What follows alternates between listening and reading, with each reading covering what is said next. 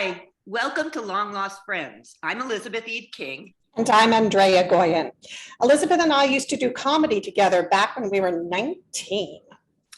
But we lost touch. Years later, we discovered each other and found out that I'd become a painter, a performer, a writer, a Pilates teacher, an animal lover, and a biologist. Wait, I've become a painter, performer, writer, Pilates teacher, animal lover, and okay, I'm not a biologist, but we're long lost friends.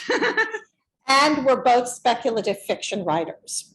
And I've had my work in MetaStellar magazine. MetaStellar, for those of you who don't know, is an online magazine that publishes original science fiction, horror, and fantasy. It's we've got a link below, and please check it out and subscribe for books, stories, writing tips, and more. Today, we are so delighted to be talking to the Ernest Hogan. He's been called the father of Chicano science fiction, as well as a mad Mexican Hunter S. Thompson. And first, though, before we get started picking your brain, Ernest, we want to meet your cat. Your pets, yes. Show us your pets. Fortunately, she's right here. There are two other cats who aren't aren't around right now. But if I'll grab them if I need them later. And they may actually show up, or I may have to stop to break up a cat fight. This is Miss Wolfette. You can tell she's had a haircut recently. She's a Norwegian forest cat. She kind of showed up one day, looked around the house and said, "I'll take it," and it puts up with us. Yeah, how don't you do that? Oh yeah, you're such a sweetie. And she's she's a feral. Most of our animals kind of just show up and decide they want to live here, and that's so. So she doesn't like to do this getting held and all that. But she's very cute. Very cute. Oh God, yeah. She's just a cutie. Black kitties are so sweet. Usually, they're such human lovers. Oh yeah. Well, she likes to hang around more. She's gotten older, but early in life, I wouldn't be able to do this. But lately she's been around. I can nab her and show her to you. Huh. Oh, she's really sweet. How old is she? Oh God, I'm not sure. I'm not sure. It's been probably well over 10 years. There's something like that. We've been in this house 20 years, and it all kind of runs together. Yeah. It's like that. Oh yeah. I know. Looks like you've got some beautiful things in your house, actually. Yeah, beautiful artwork. Oh yeah. We've got art. We've got a big old collection of masks, partially for the stuff that my wife Emily and I have collected, and also from we probably inherit masks in the family. When someone dies, we get the mask collection. So we're practically a museum now. Oh wow, really nice. Yeah. So I wanted to talk to you about, well, you published in many magazines, anthologies, and you're the author of the novel High Aztec, like TECH, which I thought was a really clever wordplay.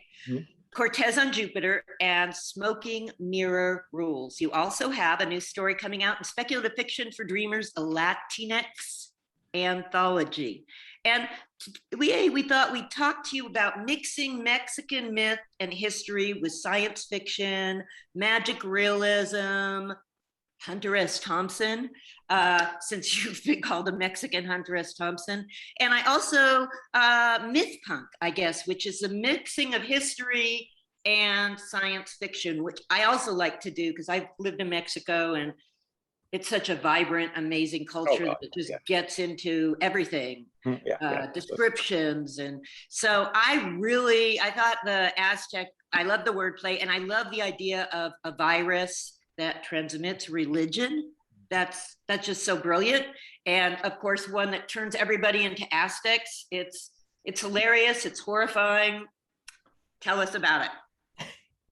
Well, I had it's something I thought of. God, way back when I first came up with the idea. My wife Emily Davenport, who's also a writer, Medusa uploaded Medusa and the Grave Rider, her two most recent novels.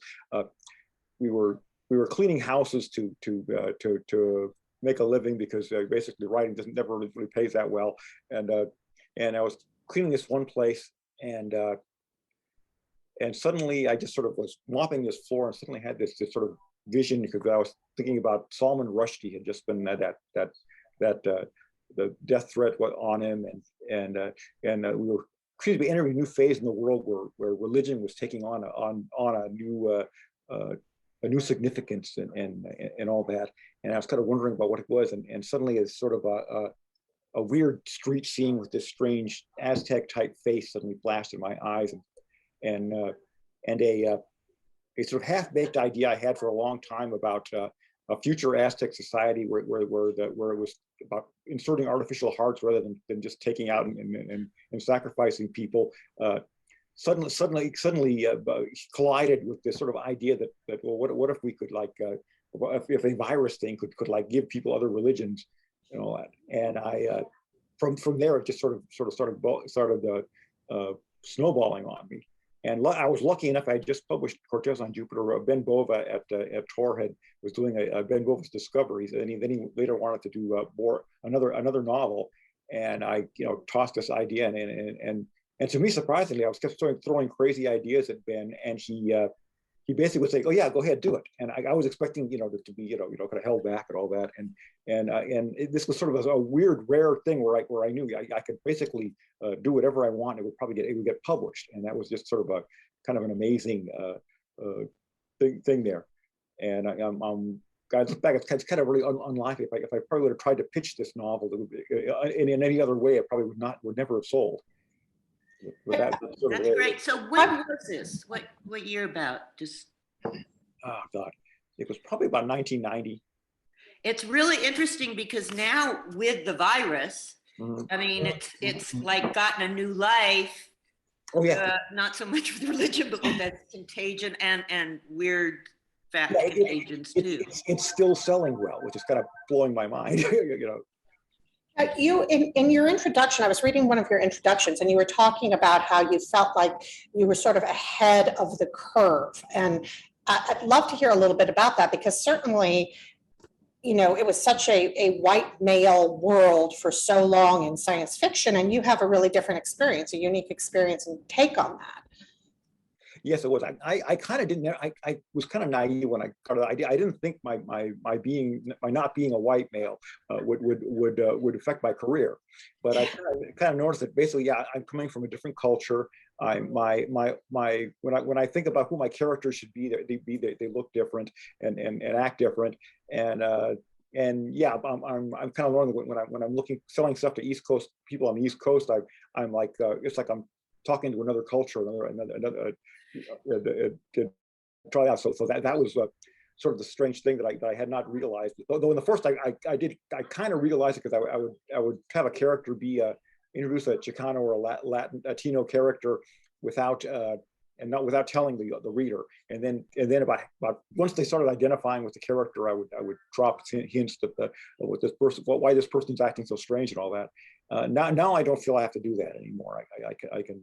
I can do that. But basically, it was it's kind of funny. Back in the 80s, it was basically it was about white men. I think there was some stuff coming around with things with women, but that was kind of sort of that was the weird fringe thing, that we were seeing, and it wasn't the center of it. So I kind of had some trouble coming up with that and being this sort of this sort of voice off from the fringes, bringing these other things in. But it's turned out to worked out for me, even though they did not. There were some people just did not like the weird stuff I was doing with language, and also all this other strange stuff. They didn't see what it had to do with the future, and I couldn't see the future without it. Yeah. Sounds like you really were ahead of the curve there. Yeah. Someone had to be. Someone had to be down the door. Some unlucky person has to be, and then you look back and say, "Wow, they were brilliant. Too bad we didn't let them know at the time." Oh yeah. It's kind of the way. So much time has gone on. Because basically, Kai Aztec, when it came out, Tor tried to bury it. They didn't say that, but basically, my first novel, Cortez on Jupiter, got all kinds of great reviews. So I was waiting for those great reviews to come out and everything, and none of them came out. And I kept waiting, And so finally, it was one time, my wife and I were with some other local writers were going to get to do an event at a local bookstore, and I needed copies of High Aztec. So I basically called up my publisher and said, hey, where's I need more copies of this. How can I get them? And he said, okay, I think we have some copies right here. I'll right away. And then he came back and said later, after a long wait, he goes, oh, I'm sorry, but we don't seem to have any copies of it left. And I thought, well, gee, what? So I, talked to my agent, and she basically assumed that they sold, and so she contacted him saying, okay, are we doing a second printing? And basically was told, well, sorry, they didn't sell, they just aren't any more copies. And that was sort of a mysterious thing. And also I noticed that in Locus, the ad for it had no text. It was just a big gray spot. I wish I'd kept a copy of that because at the time it was just, oh God, I'm not being, I don't know what's going on here. And but they said that no reviews copies were sent out, no things, and it was just sort of I was kind of informed that, oh no, this isn't if I could believe my royalty statements, they were finding huge caches of my books, all over the world, and they were being returned for credit and all that, and so I for a while actually thought that I just wrote a couple of big failures of books, until basically years later I found out people thought that the books were these great the things of the year of the 90s, and they were it was the major books and all that. And it's like, oh, somehow these people read my book, Wow. Yeah. That's amazing. Yeah, it's such a crazy career. Oh God, yeah. Elizabeth, you were asking about what did you call it, Mythpunk? Yes. I'd love to know a little bit more from Ernest how you kind of, obviously we all have our own ideas and they sort of naturally happen, but I love that you can combine some of the mythology and stories from Mexico and put them into your work and make them science fiction. I'd love to hear more about that. I don't know if that's that's too big a question, but. Well, no, I guess I was kind of one of my first running across the term Mythpunk. I've been called a cyberpunk, even though I never was technically a card-carrying cyberpunk. But I noticed in retrospect, they write me in as a part of the movement. The myth thing is that I was always being a young Chicano, I was always interested in the Aztecs and reading more. I can read more about them than my peers, and just fascinated by the strange culture and all that. Also, the 2 times I've gone down to Mexico, it's always like not only blown my mind but changed my life. It's just one of those things you could spend. I could spend 2 weeks in Mexico and come back with a whole bunch of ideas and just changing it there. And also, like I say, I kind of admit all this mythology because in regular science they do other myths, but they're kind of overdone. The Greek mythology and the Norse mythology. You people particularly know that by heart now. And this is like an unexplored territory that I kind of had the dibs on. I was I kind of felt more about it. And I tend to be dissatisfied whenever Anglo writers write about, there are exceptions, but whenever Anglo writers write about Mexico or Aztec mythology, they tend to have a funny take on it, which just to me doesn't quite get it. I would really rather, I realize that, nobody else is going to do it, so it's up to me. Nice. And I guess I say, my guy, they make my books. They think, oh, where do you get these ideas? They're so original and all that. Well, basically, I'm going to different sources and drawing on different cultures, and I think that makes for speculative fiction and science fiction a good thing. Don't you think? The whole magic realism too is a. I know that, like I say, I lived in Mexico for 3 years in a magic town in the center of the country, and the imagery, it just it's so rich. It's so much different. The relationship to death, all that stuff that comes in. And actually, when I wrote High Aztec, I really wanted to make it seem like the feelings I had when walking around the streets of Mexico City when I visited it, and it just that was what I was striving for. And in fact, I thought, actually, it's kind of funny walking around to Mexico City. It's stranger than anything in any science fiction novel, and if you just you just capture part of that, that would be something. And it's what I've been striving for. I've never actually been a magic realist. I know for, and as a lot of my other Latinx, Latino, we might be able to get into that whole thing later, but writers don't quite see them that either. But it's what we tend to get labeled, and I think we basically see reality different because it's probably a cultural thing. I write, I try to write realistic stuff about the present, even like nonfiction, and the first reaction is, oh, what an imaginative take you've had on things and all that. So and basically it was what I see as reality.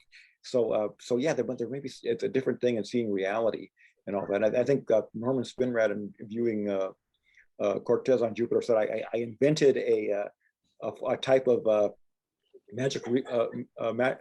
science fiction about magic realism.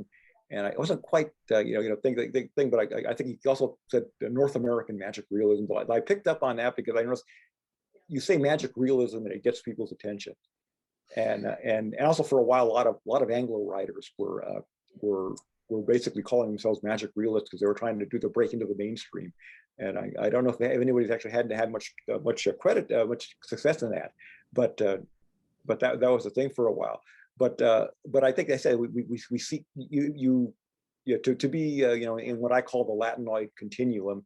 You do see things differently, and it does make things like right now I'm judging a contest for the web magazine website Somos en Escritos, and it's of speculative fiction for by Latinos, and I'm noticing that interesting how some of the stories I'm reading are like they're kind of on the edge of being like a fantasy or a horror story, and being like this would almost also be someone's like an autobiography, and it kind of manages to be both, and I think we're seeing.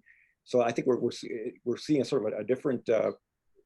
Yes, we're coming from a different take, and but also the fact that people in the Latin American world are now well aware of the media and franchises and the culture, the way it's done these days, and on the corporate global scale. So yeah, we're going to see some interesting stuff happening. Cool, very cool. Can I ask you, when was the first time you went to Mexico? Because it sounds like you grew up here. I mean, I did. I was born in East Hill. I usually because of the Irish name. I have to tell people my mother's maiden name was Garcia. I was born in East LA, and my first when I was early in my childhood, before kindergarten, my parents moved to West Covina, which is well, people have an image of West Covina, but the West Covina I grew up in was quite different, and at about I think it's about 1971. My father decided to take us to Mexico, and it was got us all in a trip and drove us down to we visited a couple of places down in Baja, and it just it blew my mind. It was this country that looked like a Salvador Dali painting with dehydrated horse corpses with flies all around them, and telephone poles that were made of twisted trees going off into the thing, and just I would just just looking out the window as we would drive out there, I was just seeing all these things that were just amazing, and also basically knowing that this was kind of the place where parts of my family came from on both sides. We got some Mexican on the Hogan side, and there's also definitely Mexican on my mother's side, and so there's we've got this interesting thing there. And but then a little later we went down and we had a trip where we actually stood down and camped out on the Baja on the Sea of Cortez, and I got to float in that water that's almost the same temperature as human blood. Just incredible things like that. Years later, I went with my sister. We went to Mexico City, and a lot of the Aztec and Mayan ruins. I had a grand tour there. That was a great thing. And I think, and then like maybe 10 years after that, my wife and I, when we decided we were going to live together, well, before we were married, we went and did a sort of like a pre-relationship tour of parts of Mexico, and it very, I say very amazing. Every time I go there, it kind of changes my life. I haven't been back in a long time, but that'll probably change too. Yeah, it is amazing. So so when did you start writing? Oh God. Well, I always wanted to be. First I was because I'm dyslexic, so learning to read was kind of weird. I doing what they had in school didn't work, but when I first started just with comic books, suddenly my reading ability went skyrocketed because I was doing it in that form, and I would always draw stories. I would kind of wanted to be a cartoonist. And then I discovered like there's all these books with weird stories of science fiction and all. My father let me check books out of the adult section of the library, and that just blew my mind again. So I decided, what, maybe a science fiction writer is what I should be. And this was when I was about 12 years old or something like that. And what happened was in doing that, I decided that I was gonna write. I decided to start writing letters to comic books, and when I was like 13, From Beyond the Unknown, it was like DC comic of publishing old science fiction things from the 50s and all that. And I sent them basically because I was just seeing if I could do it, and they published my letter. From my little back then we had typewriters, from this little manual typewriter they bought me to make homework on, to do my homework on, to suddenly it was on all the comic book racks in the country. That kind of, you know what, I can do this. It may be hard, it may be but I got a lot to learn, but this is something I can do. So I basically from that point kind of devoted myself to writing. It took me a long time to actually publish something. Well, it seemed like a long time. It was like 1982, so probably it wasn't really that long from when I first started writing. It seemed like forever to me, though.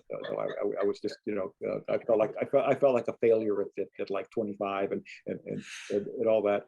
It seemed to be always something to do, and I can't seem to stop. It's like a bad habit I've gotten into. If I don't write something, and also if I haven't published anything in a while, I start getting depressed.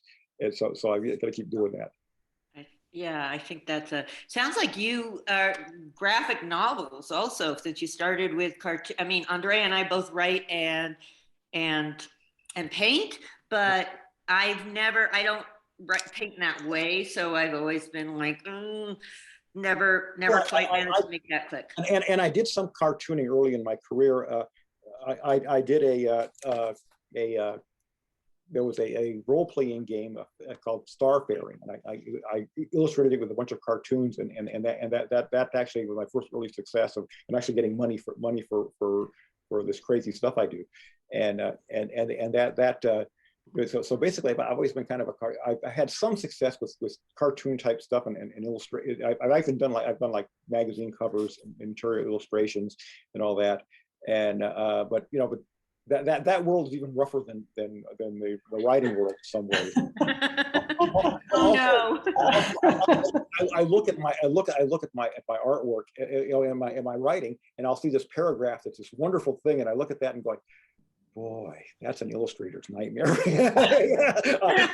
I would hate to have to draw that, but I still do draw. Cool.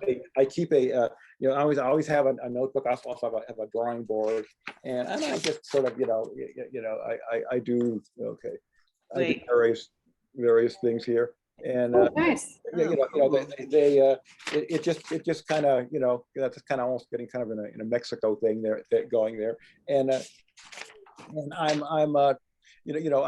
lately I've been experimenting with doing kind of a cartoon type. You see, I'm doing cartoons and games. So I'm making a sort of strange cartoon type thing. It gives me kind of something to hang on. Usually I do a kind of a surrealistic thing where I do like an abstract doodle and then try to make it into something. But also it comes in handy every once in a while. You need an illustration, and I'm here.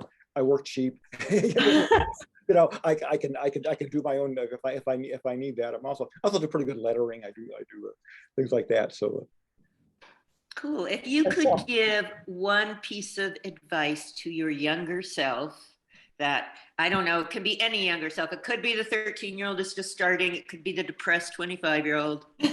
Any younger self you want, but you can go back and say, hey, what Okay, is it? don't give up. Keep at it. You know, it's rough now.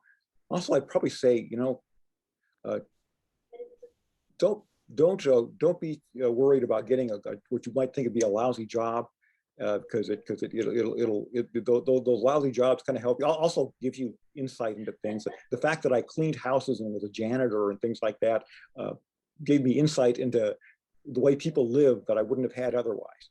And it seems like a lot of the jobs I've had, I got a bookstore clerk and all that. People are coming in and giving you parts, totally revealing parts of their lives. So it's like stories are coming in and presenting themselves to you and all that.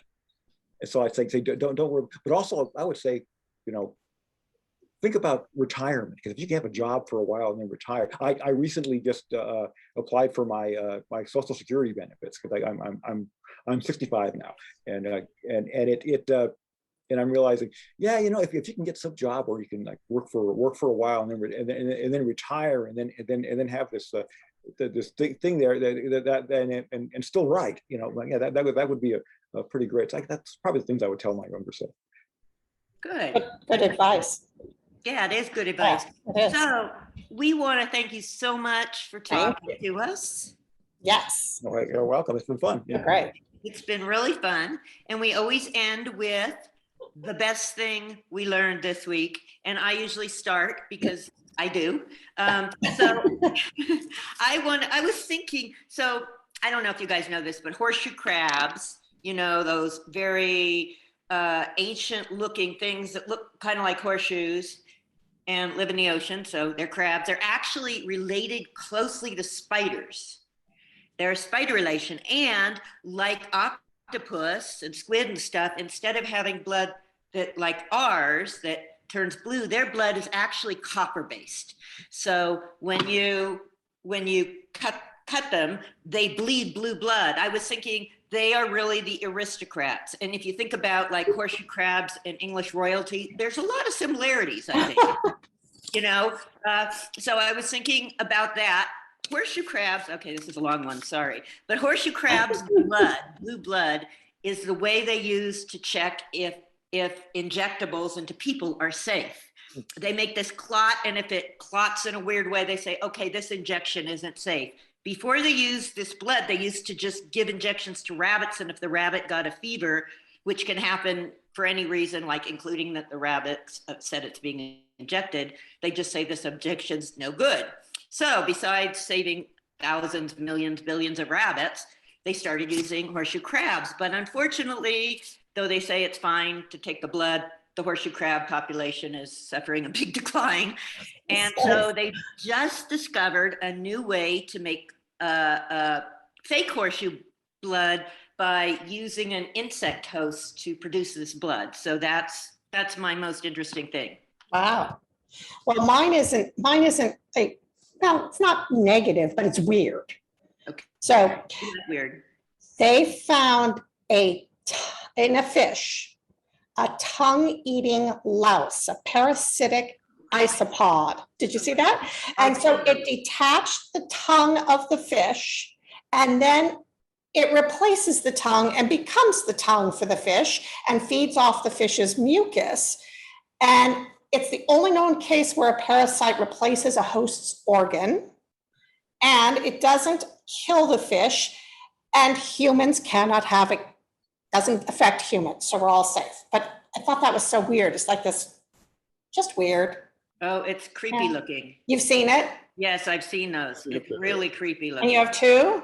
Ernest, you're familiar with it? I've seen it too. Yeah.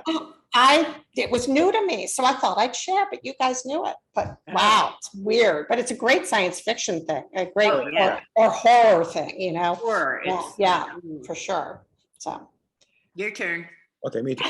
Like I guess my week must not have been that weird. But the weirdest thing that I learned this week is that I apparently like flaming hot Fritos corn chips, and I had not had I had not had any Fritos in years because, yeah, I say about 5 years ago, I tried a bag, and it was so salty I couldn't stand it and gagged on it and all. And my wife had bought this bag, and she was telling me, "Oh, this is so good." And I mean, she had also ate half of the bean dip that came with it, and she kind of urged me to. Because she always does. She buys stuff, eats it, and then wants me to eat the rest of it. So I said, okay, I'll do that. So I went and these things, they have less salt. I think a lot of people are realizing if you put other things besides salt in a snack food, it can be just as tasty and just as good. And they were nice and light. They were light. They weren't like all their foods were like these hard, greasy things that kind of just thing that these were kind of not light and crispy and all that. And also the bean dip wasn't bad. I'm a grew up eating beans all my life, so that I kind of fussy about the way I like them, and these were actually kind of nice. So I'm usually my wife's dragged me into another whole area of bad junk food and all that. Oh, good. Great. Thanks, wife. So thank you so much again. And we Thank you. want also to thank Maria and Alex Korolov for editing and producing. We couldn't do it without you guys. We could not. And we want to ask our audience to please like this video and leave us comments. We'd love to know what you're thinking. And be sure to subscribe to our channel and hit the notification button so you won't miss any episodes. And if you want to help support us, go to our Patreon page, which is below in a link. And all of the people who work for MetaStellar don't get paid. They're all volunteers. So any monies you give actually go to the writers. So we want to get more fiction and be able to pay more writers. So anything you give us helps. Thank you. And we'll see you next time. Thanks so See you much. next time. Bye. Bye. Okay.